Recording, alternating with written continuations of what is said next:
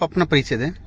नमस्कार भैया, मेरा नाम सरदार हर्षप्रीत सिंह है और मैं जिला में सचिव के दायित्व में हूं और श्रेष्ठ नेतृत्व के मार्गदर्शन प्राप्त हुआ है। अभी मुझे एक नई जिम्मेदारी मिली है प्रमंडल की, जिसमें भागलपुर, मुंगेर, जमुई एवं बांका का मुझे युवा संयोजक बनाया गया है। जी, अभी आपके प्रदेश युवा अध्यक्ष आए हुए थे, उन्होंने एक सभा और यात्रा निकाला था। उस यात्रा का क्या कहना है, क्या कर रहे हैं उसमें? आज हम लोग के प्रदेश युवा अध्यक्ष माननीय शांतनु जी, जो प्रोफेसर साहब हैं, उनका आगमन उनकी धरती पर हुआ। पहली बार वो भागलपुर की धरती पर मुखाबिर हुए।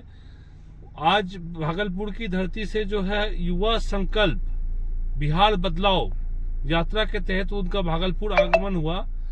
अब उनकी तरह ये जिम्मेदारी है कि आने वाले समय में हर विधानसभा से हम लोग 2 युवा संयोजक और उसके साथ 10 संयोजक बनाएंगे और वो 12 से 14-15 की जो टीम बनेगी, उनका ये काम होगा कि आने वाले विधानसभा में जाएं और बूथ लेवल तक हर बूथ में अनुमानित 10 से 12 लड़कों को, युवाओं को निकाले, मत के लाएं और उसको बूथ के साथ कनेक्ट करें। और इसका बोलिएगा क्या यूज होगा।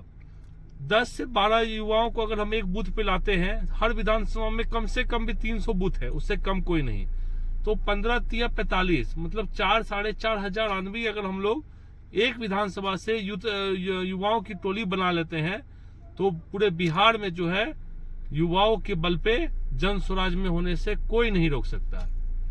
आपको इतना बड़ा दायित्व मिला है 3-4 जिलों का, तो आप किस तरह इनको निभाएंगे कि जो है जन स्वराज में सर्वप्रथम स्थान मिले? पहले तो मैं श्रेष्ठ नेतृत्व का बहुत बहुत धन्यवाद करता हूं और ये जन स्वराज की ताकत को मैं बताता हूं आप लोगों के पास कि एक हम जैसे नॉर्मल कार्यकर्ता भी आज 4 जिला का प्रमंडल देख रहे हैं, जिसके पास कोई पॉलिटिकल बैकग्राउंड नहीं है, कोई वैसा पॉलिटिकल फेस नहीं है। पहली बार राजनीति में प्रशांत जी के विचारों से प्रभावित होके हम लोगों ने राजनीति में कदम रखा है। तो इतनी बड़ी जिम्मेदारी के लिए माननीय प्रशांत किशोर जी, माननीय युवा अध्यक्ष जी एवं श्रेष्ठ नेतृत्व का बहुत बहुत धन्यवाद। अब बात रही निभाने की, तो भैया हमने इस क्रम में अपना काम स्टार्ट कर दिया है और चारों प्रमंडल में जो है, चारों जिलों में हम आज से बैठक कंटिन्यू करेंगे। आज हमारे भागलपुर में था, 1 से 2 दिन में हम बांका जाएंगे और उसके बाद वहां के युवाओं के, वहां के विधानसभा के नेताओं से, वहां के संगठन से मिलजुल कर, समाज में घूमकर, बैठकर, चाय पे चर्चा करके युवाओं को जोड़ने का कार्य करेंगे। Thank you. उम्मीद है आप लोगों से, ऐसा क्यों? आप भी मक्का उपजाते हैं, वो भी मक्का उपजाता है, आप भी घी उपजाते हैं, वो भी घी उपजाता है। उसका मुख्य कारण ये है, आपको कटाई के लिए, सिंचाई के लिए, किसी भी कार्यक्रम के लिए जो है, किसी भी कृषि कार्य के लिए सरकार के द्वारा आवंटन नहीं मिलता है, सरकार के द्वारा पैसा नहीं मिलता है। माननीय हमारे सरकार प्रशांत जी का कृषि विभाग में कई प्रैक्टिकल्स करने के बाद उन्होंने ये पाया कि अगर हम कृषि को जो है मनरेगा से जोड़ देंगे और कटाई और सिंचाई का पैसा अगर मनरेगा के तहत मिलेगा, तो हमारे किसान भाई जो है 50% के फायदे में रहेंगे हर साल। तो ये 5 चीजों पे हमारी पार्टी काम कर रही है। तो हम आप लोगों से बस ज्यादा समय नहीं लेते हुए खाली पूछना चाहेंगे कि 5 संकल्प, ये हमारा कोई चुनावी छलावा नहीं है। हम ये नहीं बोल रहे कि 2500 रुपया माई बहन योजना कर देंगे, ये बात हम नहीं बोल रहे। ये 5 चीज जो हमारी पार्टी कर सकती है प्रैक्टिकल, उसी 5 चीज का हम आपके बीच में रख रहे हैं और ये 5 चीज किया जा सकता है। बिहार की व्यवस्था बदली जा सकती है। तो हम आप लोगों को इस बार कहना चाहेंगे, इस बार जो आप लोग वोट दीजिए तो अपने बच्चों का चेहरा देख के वोट दीजिए। इस बार किसी जात पात का नेता का चेहरा देख के नहीं दीजिए। कोई अगर आपको पैसा देने आए तो आती लक्ष्मी को भी लेके रख लीजिए, लेकिन वोट जब डालने जाइए, दाबने जाइए, तो अपने बच्चों का चेहरा देख के सोचिए कि हमारे बिहार का पिछड़ापन को सोच के दीजिए कि हमारा बिहार कहाँ रह गया और हम कहाँ रह गए। जात पात को छोड़ के इस पर आगे बढ़ने की आवश्यकता है। तो हम आपसे पूछना चाहेंगे, ये जो चरमराई व्यवस्था इस बार इसको बदली होनी चाहिए कि नहीं होनी चाहिए? नीतीश मोदी और लालू जी को भगाना है कि नहीं भगाना है? बिहार से नई व्यवस्था खड़ी करनी है कि नहीं करनी है? नहीं करना, भैया लोग को नहीं करना है, भैया लोग को और अभी तबले कुछ ले रहना है। भैया आप ही से पूछ रहे हैं, बिहार की व्यवस्था इस बार बदली करना है कि नहीं करना है? तो ठीक है, इस बार बदली करना है। हम लोग संकल्प लें, वोट जिसको भी दे उसको जान के समझ के अपने बच्चों का चेहरा देख के वोट दे। और इन्हीं बातों के साथ मैं अपनी वाणी को विराम देता हूँ। और हम समझ गया अपने अधिकार के लिए, अपने सम्मान के लिए, जो बिहारियों का सम्मान है, जो आज तक सबों ने कुचला है, बिहारी मजदूरी और गाली के लिए जाना जाता है, उस सम्मान को वापस प्राप्त करने के लिए हम बोलेंगे जय बिहार। आप लोग बोलिएगा जय जय बिहार। ये नारा हम इसीलिए लगवा रहे हैं, अभी हमारे पूरा पिछले के वक्ताओं ने भी बताया, किसी नेता का सम्मान नहीं, किसी व्यक्ति का सम्मान नहीं, किसी जात का सम्मान नहीं। सम्मान जो होगा सिर्फ मातृभूमि का होगा, बिहार का सम्मान होगा, अपनी कर्मभूमि का सम्मान होगा, अपनी जन्मभूमि का सम्मान होगा। हम बोलेंगे जय बिहार, आप लोग बोलेंगे जय जय बिहार। जय बिहार, जय बिहार। आवाज दम नहीं आया, आवाज इतना दूर तक जाना चाहिए कि गोगा में बैठे हमारे सांसद महोदय तक आवाज पहुंच जाए, उनको लगे कि सत्ता परिवर्तन होने वाला है। जय बिहार, जय बिहार। बहुत बहुत धन्यवाद आपका। नहीं होता है, हम लोग जानते हैं कि यहाँ से कोई व्यक्ति गया पंजाब, हरियाणा, दिल्ली, वहीं जाके बस गया तो खाली व्यक्ति का पलायन हुआ। पलायन जो हुआ वो 3 तरह का हुआ, हम आपको बताएंगे। जो व्यक्ति यहाँ से कमाए, जो व्यक्ति यहाँ से गए, सबसे पहले तो व्यक्ति घर छोड़ के चले गए, परिवार छोड़ के चले गए, व्यक्ति का पलायन हुआ। उसके बाद उनको सरस्वती की कुछ तो कृपा होगी, सरस्वती का कुछ तो दिया हुआ होगा कि पंजाब, हरियाणा, दिल्ली जैसे राज्य में जाके 2 पैसा कमा रहे हैं, कुछ तो उनको ज्ञान होगा, कुछ तो विवेक होगा कि नहीं होगा। तो वो व्यक्ति का पलायन हुआ। उसके बाद वो उसका बुद्धि का भी पलायन हो गया। व्यक्ति के पास कुछ तो सूझबूझ भगवान ऊपर वाले ने दिया होगा, उसको भी लेके वो दिल्ली, हरियाणा, पंजाब के फैक्ट्री में खटने चले गए।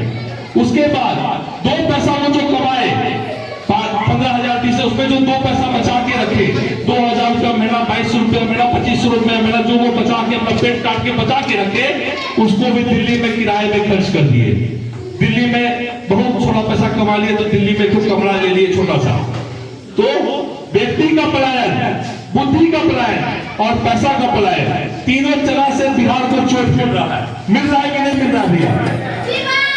तो हमारे माननीय नेता कहते हैं कि उनकी जब सरकार बनेगी तो 10 से 15,000 का रोजी रोजगार का व्यवस्था, ये नहीं कह रहे हो कि सरकारी नौकरी देंगे, रोजी रोजगार का व्यवस्था देंगे। 10 से 15,000 का ऐसा प्रबंध लाएंगे कि हर व्यक्ति जो है इस छठ के बाद, अगर उनकी सरकार बनती है तो मजबूरी बस किसी भी व्यक्ति को बिहार छोड़ के जाने की आवश्यकता नहीं पड़ेगी।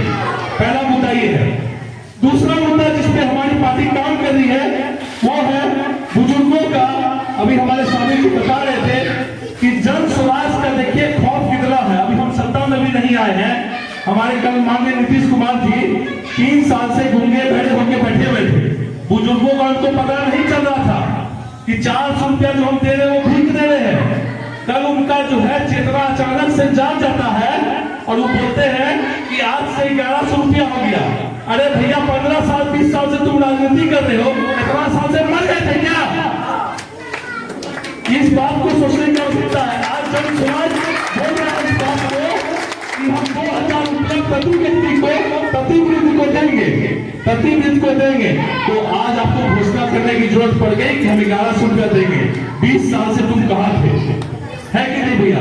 तो जन स्वराज कहता है हमारी जब सरकार बनेगी तो प्रति व्यक्ति वृद्ध व्यक्ति को कितना पैसा देंगे? 2000 रुपया देंगे। आज नीतीश कुमार जी माननीय जो है तो 400 रुपया देते थे अभी तक में। यहाँ से अगर कोई बढ़िया स्वास्थ्य केंद्र जाइएगा भैया तो टोटो पकड़ के जाएगा के सहयोग से उसको प्रति व्यक्ति 2000 रुपया दिया जाएगा। ये दूसरा मुद्दा जिस पर हमारी पार्टी काम कर रही है।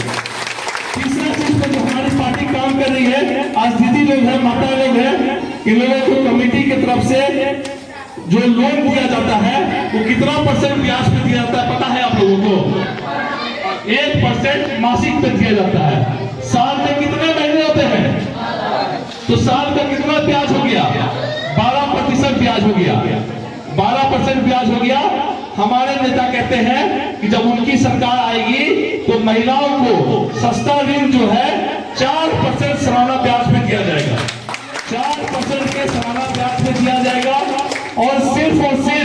ऋण ही नहीं दिया जाएगा, महिलाओं को प्रॉपर ट्रेनिंग दिया जाएगा कि कैसे आप सही से रोजगार कर सके, कैसे आप सही से कमा सके, कैसे घर परिवार के लिए दो पैसा बचा सके। मान लीजिए किसी का व्यवस्था की, आज ये सब छोटा छोटा जो बच्चा है, आज इसका जो पढ़ाई का स्थिति इतनी को बर्बाद कर दी गई है, स्कूल में पढ़ता है। आज इस बच्चा से अगर 4वीं 5वीं 6वीं 7वीं का कोई बच्चा को आप ला दीजिए, नहीं विश्वास है, कभी बुलाई हम आपको प्रूव कर देंगे। उससे अगर 12 13 14 किसी का पहला पूछ लेंगे तो बच्चा पूरा आसमान देखेगा, जवाब नहीं दे पाएगा। शिक्षा व्यवस्था को इसलिए धूमिल कर दिया गया है कि आपका और हमारा बच्चा जो है नेताओं का झंडा डोलता रहे, नेताओं का झंडा डोलता रहे, आपका उस पर सवाल न उठाए। इसीलिए शिक्षा व्यवस्था को किया गया है, बहाल कर दिया गया है। बिहार की शिक्षा व्यवस्था इतनी बेहाल हो चुकी है कि जब हम हमारे बिहार के बच्चे पढ़ लिख पे वो कंपटीशन का तैयारी कर लेते हैं और कंपटीशन में उत्तीर्ण हो जाते हैं, उसके पहले पता चलता है पेपर लीक आउट हो गया और बैक दरवाजे से पैसा वाले के पैसे या दूसरे पैसा लेके आते हैं और पद पाके चले जाते हैं। इतनी व्यवस्था दुरुस्त हो बेकार हो चुकी है। इस व्यवस्था को दुरुस्त करने का समय आ गया है। और इसके साथ साथ हमारे माननीय ये भी कहते हैं, क्योंकि शिक्षा व्यवस्था में सबसे ज्यादा लूट खसोट बिहार में हुआ है, तो व्यवस्था पूरी तरह से चलना नहीं है। उसको सुधारने के लिए थोड़ा समय लग सकता है, 5 साल 10 साल का समय लग सकता है। तो उस समय जो लगेगा उसमें आपके और हमारे बच्चे जो मध्यम वर्गीय परिवार के बच्चे हैं या निम्न आय वाले व्यक्ति हैं, उनका बच्चा सरकारी स्कूल के बजाय प्राइवेट स्कूल में पढ़ेगा और उसका भुगतान सरकार के द्वारा किया जाएगा। ये बात समझ चाहिए। आपका बच्चा का हक है कि नहीं है बच्चा स्कूल में पढ़ने का, कि आपका बच्चा भी खिचड़ी खाने जाएगा? आप लोगों का बच्चा का भी प्राइवेट स्कूल में या किसी भी निम्न आय व्यक्ति का ये हक बनता है कि नहीं? एक राज्य के नागरिक होने के कारण उसका हक बनता है कि नहीं बनता है कि उसका बच्चा भी अच्छी शिक्षा को प्राप्त करे? तो हमारी सरकार ये कहती है कि जब उनकी सरकार बनेगी तो निम्न आय वर्ग के कोई भी व्यक्ति, कोई जात हम नहीं बोल रहे हैं, हम नहीं बोल रहे हैं कि पिछड़े का, अति पिछड़े का, मुसलमान का, हिंदू का, निम्न आय का जो भी व्यक्ति होगा, निम्न आय का कोई भी व्यक्ति, मध्यम आय का कोई व्यक्ति जो अपने बच्चों को प्राइवेट स्कूल में नहीं पढ़ा सकता है, वो उसका सरकारी खर्चे पे पढ़ाया जाएगा प्राइवेट स्कूल में। इससे अच्छी कुछ बात होगी कि नहीं होगी? आपका बच्चा प्राइवेट स्कूल में पढ़ेगा, अच्छी शिक्षा को प्राप्त करेगा, 2 बात ज्ञान की सीखेगा, इससे अच्छा कुछ बात हो सकता है और उसका पैसा सरकार आपको देगा। तो 5वीं चीज जिसपे हमारी पार्टी आज काम करेगी वो क्या है? हमारा आप लोग जानते होंगे पंजाब, हरियाणा, दिल्ली का किसान वर्ग जो